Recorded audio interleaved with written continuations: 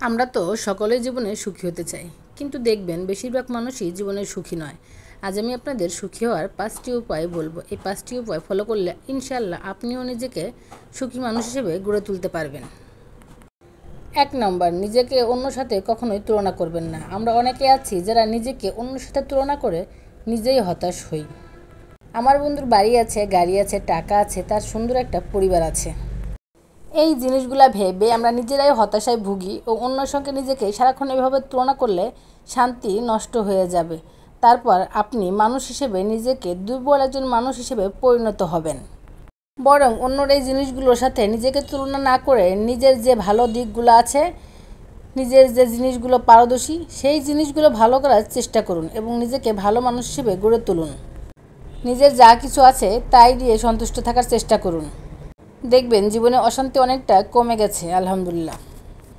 2 number, নিজের পরিবারকে সময় দিন। আমাদের বর্তমান সোশ্যাল মিডিয়ার যুগে ফেসবুক, ইউটিউব, টিকটক আর ইনস্টাগ্রাম এইসব জগতে হারিয়ে যায়। পাশে পরিবারের সদস্য থাকলেও তার সঙ্গে আমাদের কথা বলতে সময় হয় না, কিন্তু ঘন্টার পর ঘন্টা বিদেশি বন্ধুদের সাথে চ্যাট করার সময় হয়। তাই এই জিনিসগুলো পরিহার করতে হবে। সোশ্যাল মিডিয়া থেকে একটু সরে নিজেকে পরিবারকে সময় দিন। পরিবারের সাথে আড্ডা দিন, ঘুরতে যান, পরিবারের সাথে সুসম্পর্ক বজায় রাখুন। দেখবেন এই পরিবার থেকে মানসিক শান্তি পাচ্ছেন। বাইরে আমরা যত জায়গায় মানসিক শান্তির জন্য ঘুরি, মূলত আমাদের মানসিক শান্তি আমরা পাবো নিজ পরিবারে। 3 নম্বর, নিজেকে ভালোবাসুন। যে ব্যক্তি নিজেকে ভালোবাসতে পারে না, সে কখনো অন্যকে ভালোবাসতে পারে না। নিজের চারপাশের মানুষগুলোকে, নিজের পরিবার, পরিজন, আত্মীয় স্বজন, ভালোবাসার মানুষকে ভালো রাখার জন্য আগে কিন্তু নিজেকে ভালো থাকতে হবে এবং আপনি সুখে থাকতে পারবেন। 4 নম্বর, নিজের উপর যে দায়িত্ব কর্তব্যগুলো আছে তা সঠিকভাবে পালন করুন।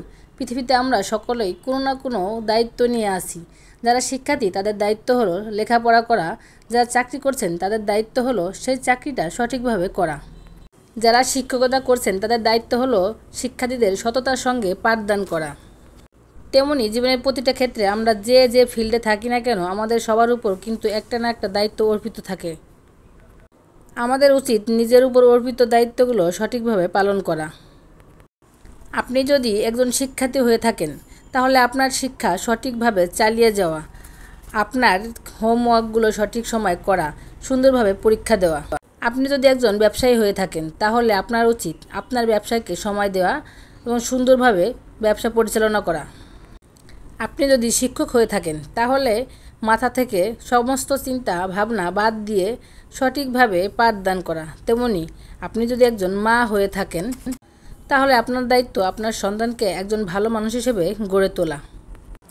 5 নম্বর, নেতিবাচক মানুষ থেকে দূরে থাকুন। দেখবেন এমন কিছু মানুষ আছে, আপনি কোনো কাজ শুরু করার আগেই আপনাকে বলবে এই কাজটা তুমি করতে পারবে না, এই কাজটা অনেক কঠিন, বাদ দিয়ে দিন, এটা তোমাকে দিয়ে হবে না।